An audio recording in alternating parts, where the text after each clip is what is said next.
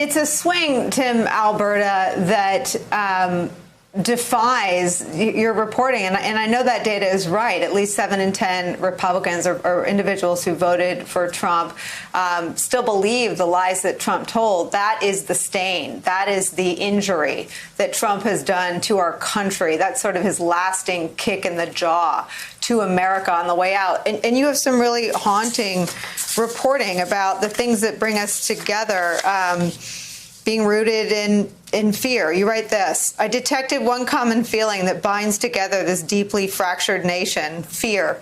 Fear of violence, fear for their livelihoods, fear of far-left socialism or far-right authoritarianism, fear that our best days are behind us, fear that America is no longer capable of conquering its great challenges. Above all, fear that we are too alienated, too angry with each other, too fundamentally misunderstood by the other half of society to ever truly heal. That's the most haunting and, I'm going to guess, accurate description of the country at this moment, as much as it pains me to say that. Enter Joe Biden. What's your prediction? Well, Nicole, it's painful to write. It's painful for you to read back. Like, I wish more than anything that I could give a sunnier outlook on where we are as a country right now, but it's just not possible. And on the one hand, you have a person like Joe Biden, forget a politician like Joe Biden, just a person like Joe Biden who on paper is sort of tailor-made for this moment, right? I remember having this conversation with Joe Biden shortly after he left the Obama administration in early 2017. He was telling me this story about how he, for decades, would spend his afternoons in the Senate having lunch in the senators' only dining area. A small room, no staff, no family, no lobbyists allowed. It was senators only, little buffet line. They'd go through there, they'd sit down, they'd talk with each other about life and sports and family and everything else. And these guys and gals would develop a real bond. And Biden was telling me how that room was demolished because people stopped using it, and how he went up there at one point to try and have lunch with some old friends and realized that it wasn't there anymore, and how that was sort of symbolic of America unraveling and falling apart in some sense. And he was very emotional talking to me about that. So I think it's important for people to understand that at his core, this is who Joe Biden is. He really does believe, as sort of an institutionalist, in bringing these parties together and trying to lower the temperature and trying to turn down the volume in Washington and across the country. So you do have somebody who's sort of fit to meet this moment. I just don't know that the country is going to be receptive to those efforts, however earnest and sincere they may be, Nicole. I think you have a country that is so at war with itself right now. And to the last line that I wrote there, the really striking thing when you talk with people, Republicans or Democrats, conservatives, liberals, whatever, they will tell you in one breath how frustrated and how angry they are to feel like they're not being listened to by the other side of the political spectrum, that they're being judged and condescended to and caricatured. And then in the next breath, they will deliver these sweeping judgments of the other side and treating them with a condescension and caricaturing them in exactly the same way that they would just have been spoken about a moment ago. And it just sort of captures this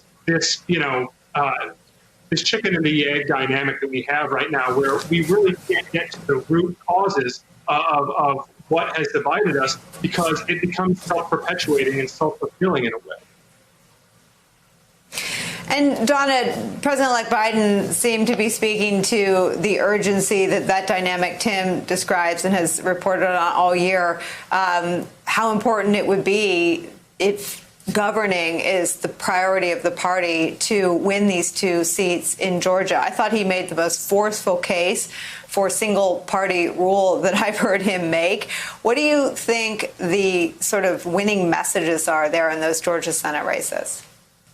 Well, I think that was a really compelling message, because I think that as much as Joe Biden, the president-elect, wants to unite the country, he also realizes the challenging moment that we're in, and he understands that it may take that one-party rule just for this period of time so that we can put things back on the right track, and that Joe Biden is the one to take us in that direction. And so I think, a message going in, a strong one for Democrats in turning out the vote, is that Joe Biden needs those 2 senators so that he can get things done for the American people. You want COVID relief, you want infrastructure, you want a solution to climate change, you want jobs. You can get this by getting these two senators, Warnock and Ossoff, elected in Georgia.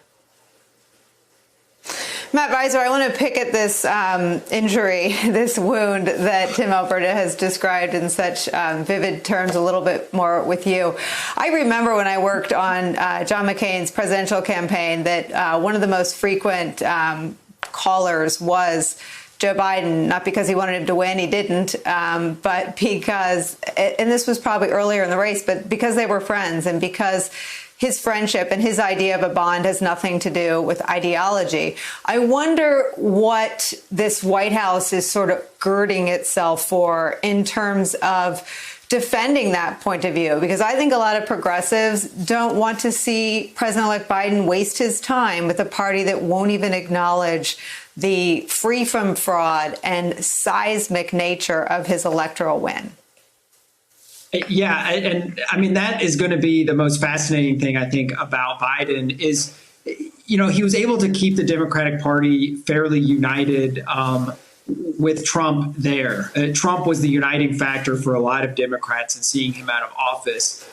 You've seen throughout his cabinet choices some of the cross currents within the party and the pressure on him to name different nominees. And that's something that he has to continue to pay a lot of attention to while still trying to figure out how to deal with the Republican Party, many of whom are only now coming to the realization and the acceptance and the willingness to say publicly that Joe Biden won the election.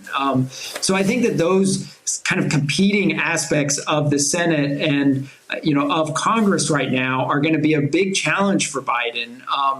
And, it is interesting as he takes calls and, Lindsey Graham has said that he's talked to Joe Biden. And that's, as you mentioned, McCain, like another person who Biden has had a friendship with in the past, one that is deeply frayed over the last year or so. And now Biden and Graham are again talking. He's talking with Mitch McConnell. I'm sort of skeptical of as Tim was alluding to, sort of what progress can be made on that front. But I think Biden is going to try. He's talked about being able to convince a lot of these Republicans and that the fever will break in a way that maybe it will and maybe it won't. But he's hopeful in that regard.